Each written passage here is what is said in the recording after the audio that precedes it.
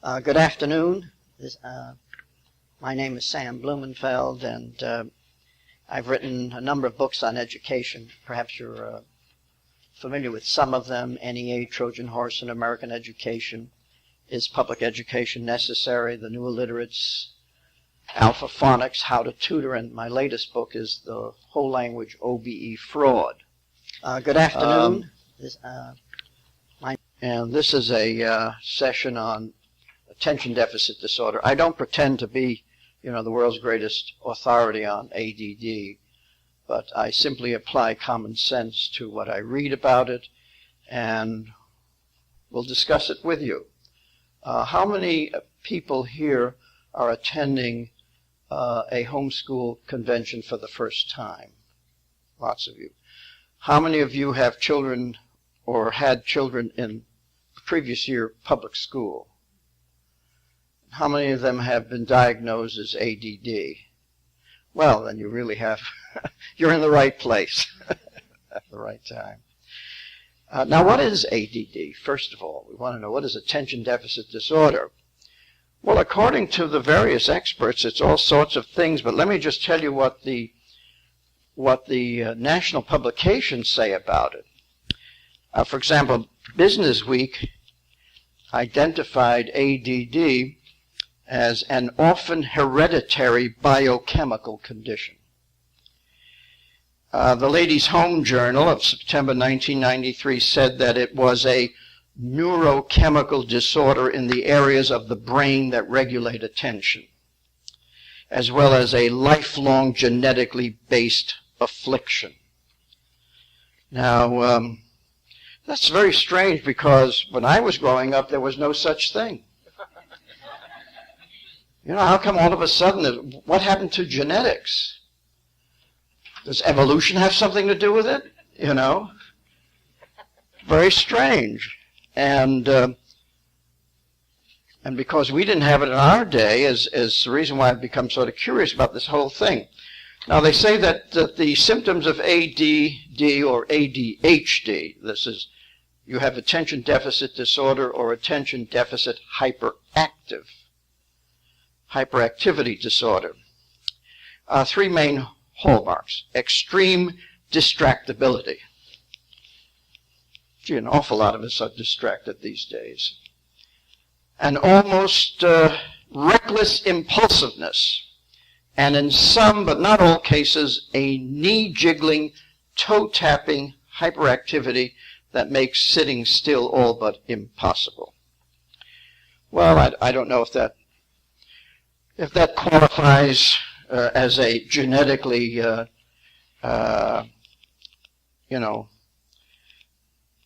based affliction. Then how many people have it? Well, as I said, nobody had it in my day, but these days they say about 2 to 3 million children have it. That's an awful lot of kids who suddenly have come down with this horrible affliction.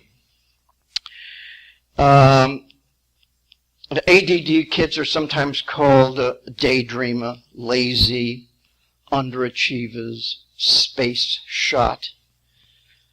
And the authors of a book on ADD, two doctors who wrote a book entitled Driven to Distraction, have said, I've been called in grade school a daydreamer, lazy, an underachiever, a space shop, and I didn't have some repressed unconscious conflict that made me impatient and action-oriented. What I had was an inherited neurological syndrome characterized by easy distractibility, low tolerance for frustration or boredom, a greater than average tendency to say or do whatever came to mind, called impulsivity, in the diagnostic manual, and a predilection for situations of high intensity. Well, I don't believe that's a disease. That's characteristics of an individual. I mean, and I'm sure that all of us have one or two of these in our own characters. And of course, as you know, the cure, the present-day cure, since there is no real cure, the present-day solution to the problem is to proscribe Ritalin, this mind-altering drug that is now given to millions of children in America today. And then they wonder why there's an increase of interest in drugs among kids. I mean, they're being given drugs in the schools, so, you know, if you're being given a drug in a school, it's easy to take another drug. Looks the same, you know, so it alters your mind in a little different way, maybe a little more pleasant way. And so they wonder why the kids are having this sort of problem. But, you know, my theory about ADD is the reason why we have ADD today is because of the way education has changed. First of all, ADD is usually detected in school. Prior to going to school, parents would never dream that their child is ADD. It's when he gets to school and certain things occur in school that the parents are then told your child is ADD. Now, I've had parents tell me that they knew their child was ADD from the day one. Impulsive, you know, well, I suppose there are children who are very active. I know a little girl who was very active. She loves motion. She loves climbing trees. I mean, you know, maybe someday she'll be a stunt woman. You know, but we need people like that. You don't drug them. I mean, because they are physically fearless. I mean, I'm a physical coward compared to that little girl.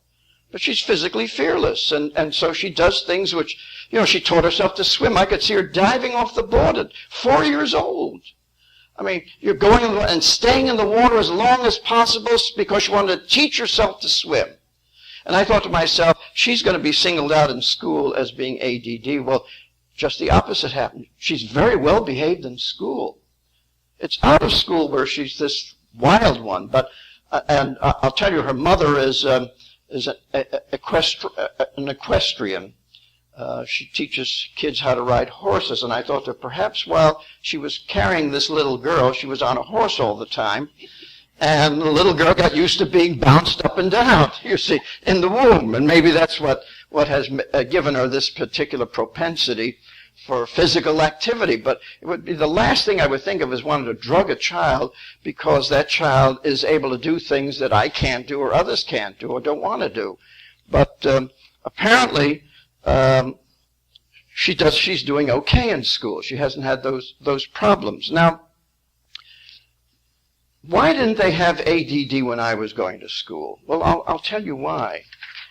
And I think it'll become very apparent to you when you see this. Here's a diagram of what my classroom was like. See, I'm the oldest person here, so I go back. I know what it was like back in the 1930s. Believe it or not, I attended first grade in 1931. The teacher sat up in front of the room, you see, and the kids sat in rows behind desks that were bolted to the floor. Have you ever seen a school where the desks are still bolted to the floor? Do they still have them? Probably not.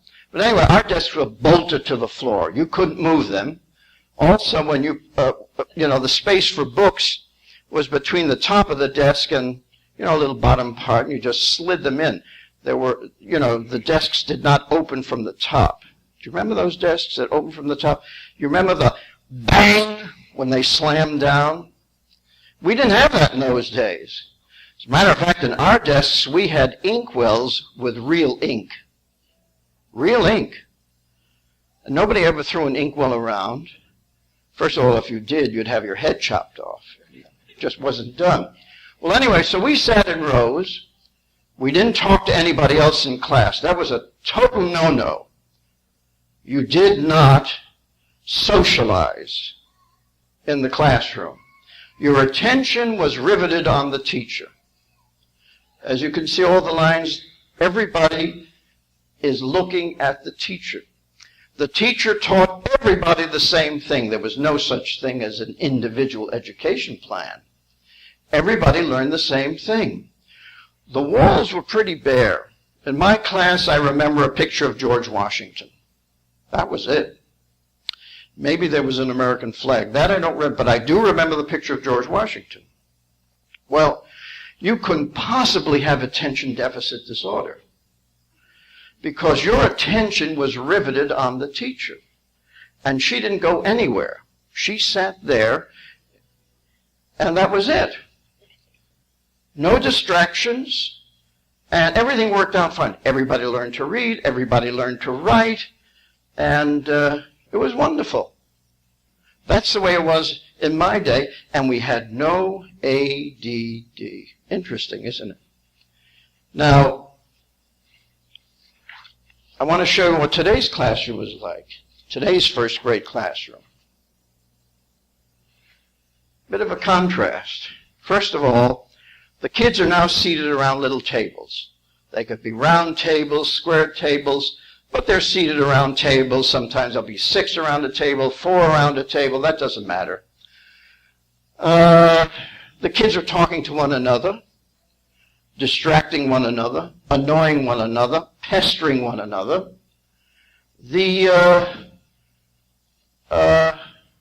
All sorts of things. The teacher, she has her desk here, but that's just a place where she parks things. She's roaming around the room. She's a facilitator. She's no longer a teacher. Everybody's got their own educational plan. See, that's the new wave, the individual education plan. Here you might have bean bags where kids can sit. It might be the reading corner, you know. There might be a table where some kids are seated under the table, reading there. On the walls, you've got dinosaurs, gerbils, rabbits, fish, and so it's a very distracting place, isn't it? Wherever you turn, there's a distraction. Distraction with your fellow student. There's no focus of attention anywhere. You're in complete control of your own attention. If there's a book in front of you and you're supposed to be reading it, you're going to be looking at what your friends are doing or not doing. Or you will see something across the room, a balloon, a gerbil, something, a dinosaur, or whatever. So for a person who's easily distracted, that's a terrible place to be. There's noise. It's a noisy place now. It's no longer a quiet place. And of course, the teacher is not the focus of attention. So what is the focus of attention? You have to work overtime to concentrate on anything in a room like that. That's not a place where you can learn anything. And so those kids who are easily distracted, that's the worst place to be. This is an incubator for ADD. Not only that, but the teaching methods that are used and are so confusing to the kids. They're not teaching the kids intensive systematic phonics because the only way you can teach that well is to go back to the old configuration. And they're not going to do that. I'm sure that they're building new schools in many of your towns. And do you know what that's going to be like? Do you know what those classrooms are going to be like? They're going to be incubators for ADD. Because they will create these, the bolted-down desks. That went out a long time ago. People seated in rows, teachers teaching from the front. That's no longer, they're not going to have that any longer. So you've got this new configuration, which is now standard throughout the country.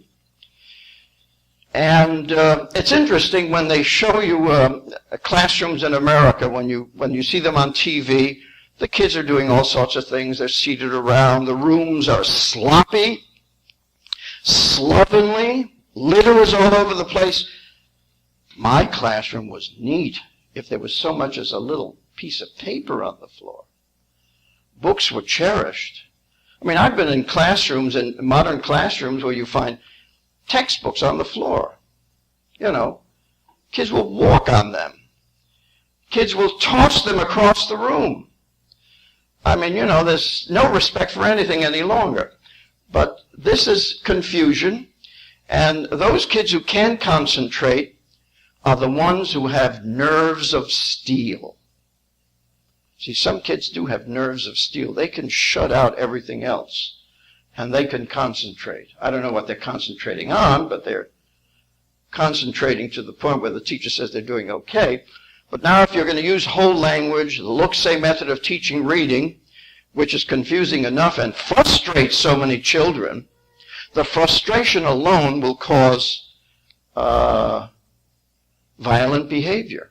Frustration does cause violent reactions. So here's the child wants to learn, but is not given the opportunity, because how much time can the teacher spend with that one child when she or he is walking around the room facilitating? So it's a very, very bad situation for a large number of kids who cannot take that kind of distraction. Now, in other words, back in the old days, the classroom was a quiet place where your attention was focused and where you could do your work. And so if there was anybody there who was distractible, there was very little to distract them.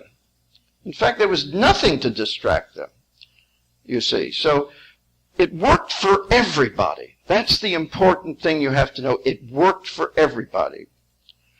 This configuration may work for, I don't know how many kids. I mean, nobody's ever tested to see how many kids can actually learn. But this is progressive education. Kids make noise, as you know.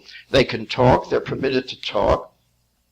As a matter of fact, there's in this book, the authors describe the incidents of a 6-year-old ADD child who was sitting on the classroom floor doing projects in pairs when suddenly he took his jar of paint and smashed it on the floor.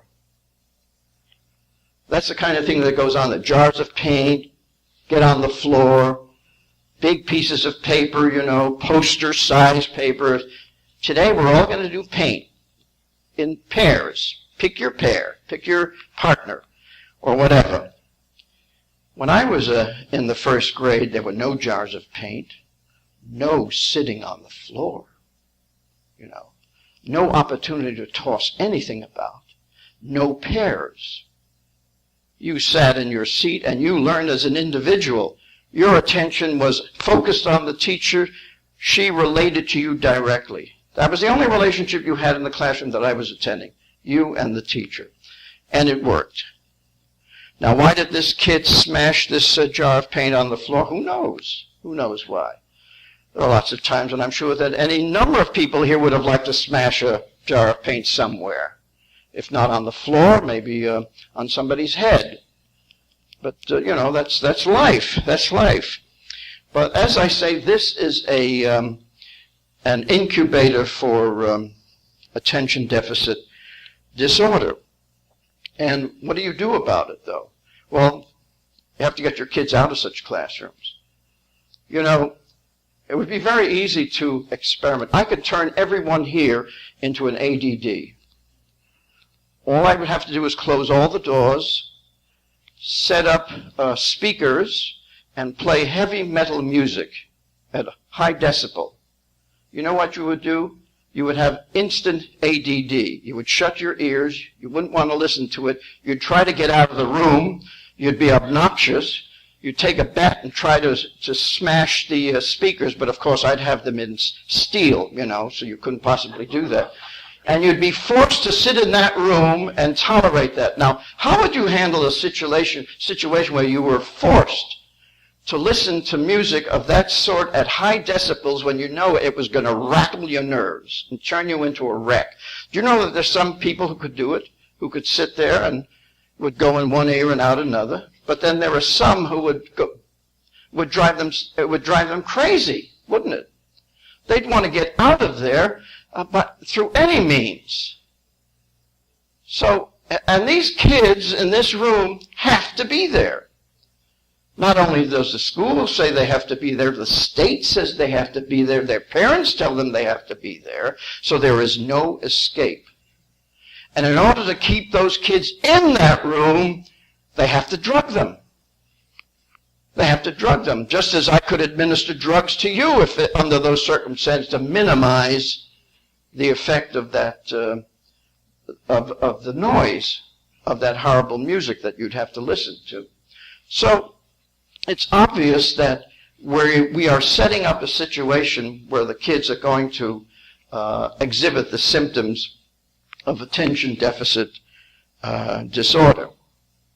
Now, having said that, and having given you my prognosis of this, I'm sure that people respond by saying, well, my kid has always been this way.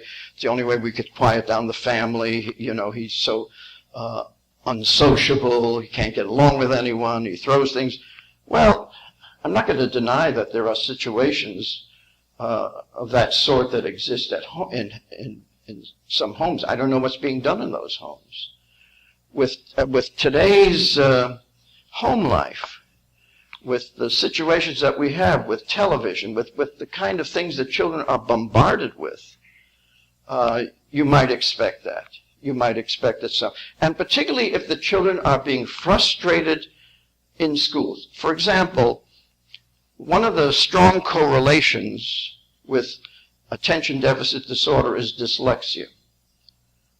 Virtually anyone who has ADD is also dyslexic. Now, why is that? Because of the way they're teaching reading.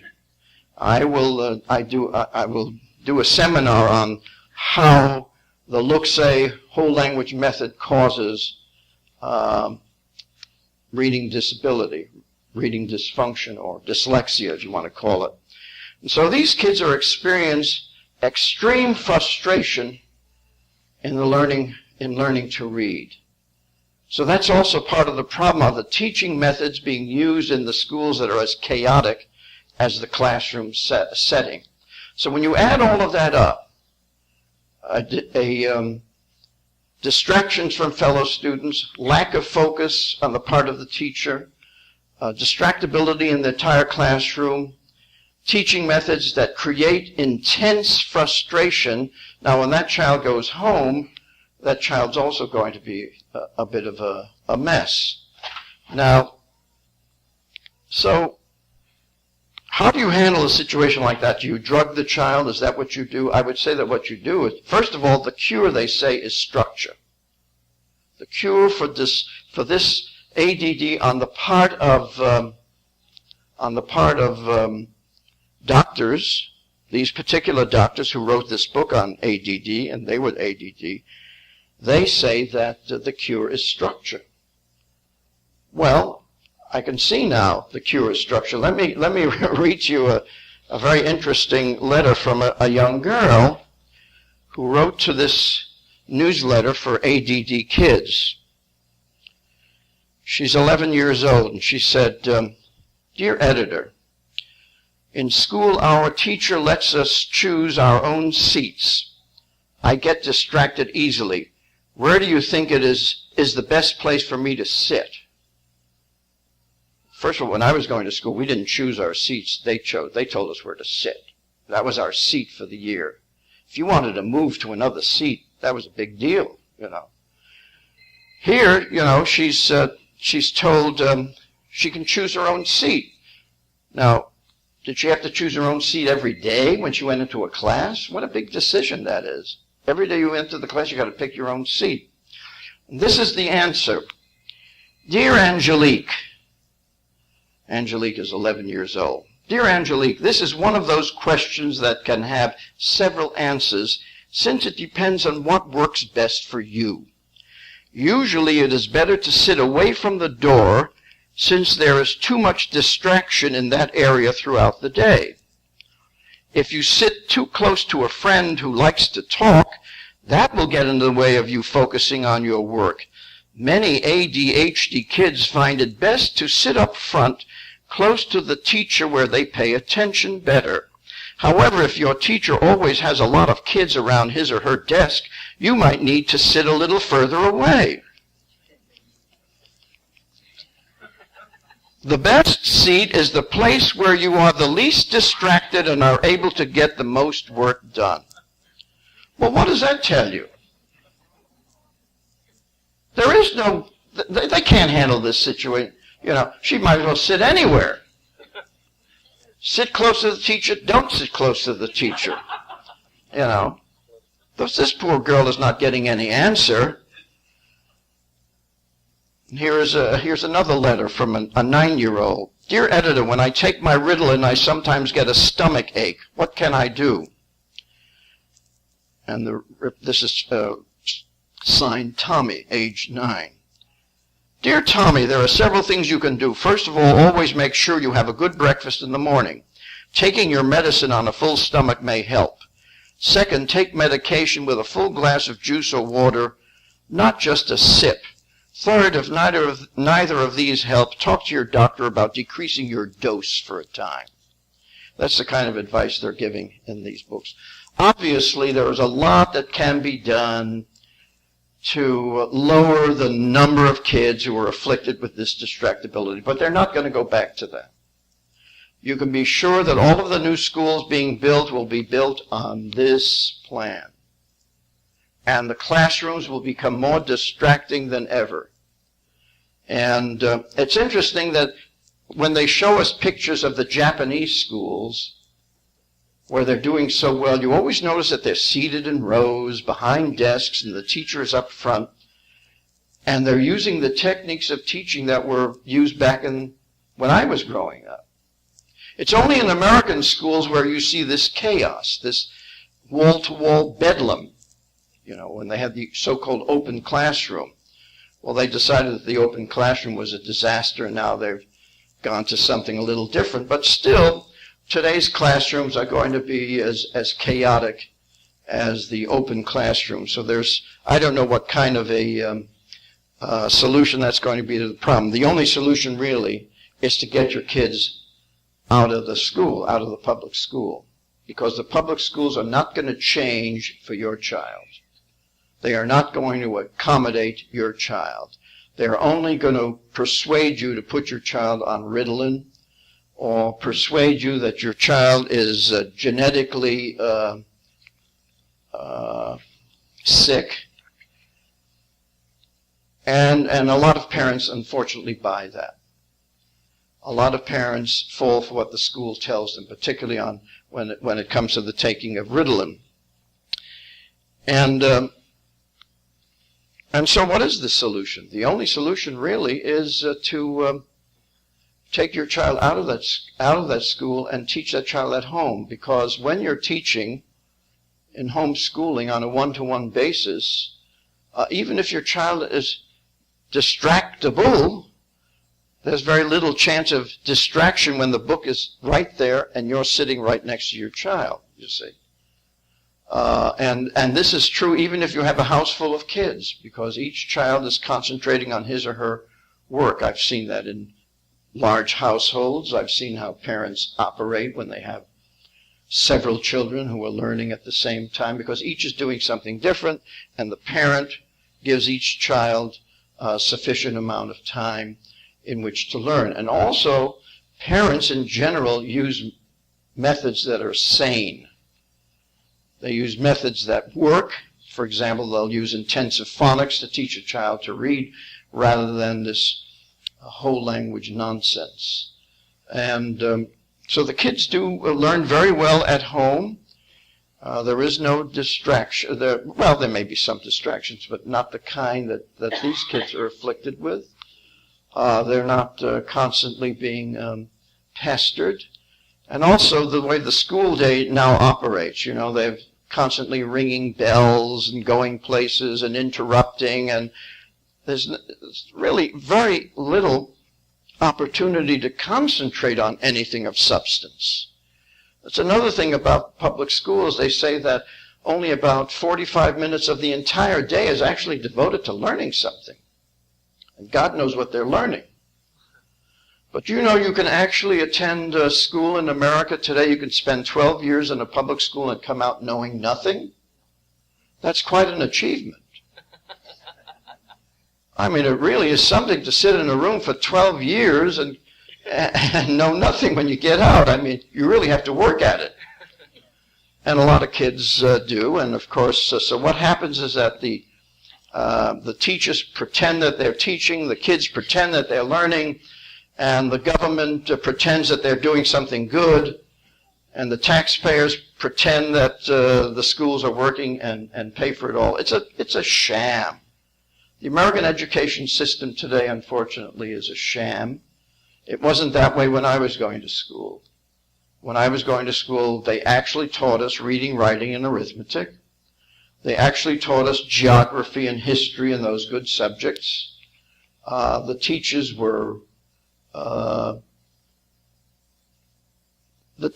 gave us what we didn't have.